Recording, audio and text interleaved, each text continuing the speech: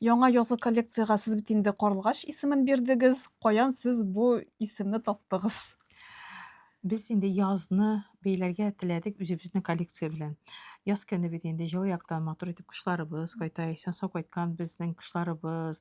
Менә аклы-каралы коллекцияне шундый нәфис, матур татар кызлары белән, ак һәм кара карлыгач белән бергә бәйләп, Мгм. исемен карлыгач исеме куштык без анарга. Мгм. Яз белән дә һәм үзебезнең төсләребезне дә менә шул кышка бәйләбрәк куштык инде. 16 ел элек без инде Казан шәһәрендә беренче коллекциябезне тәкъдим итсәк, Мгм. анда халыкара конкурс иде. Без ул конкурста катнаштык.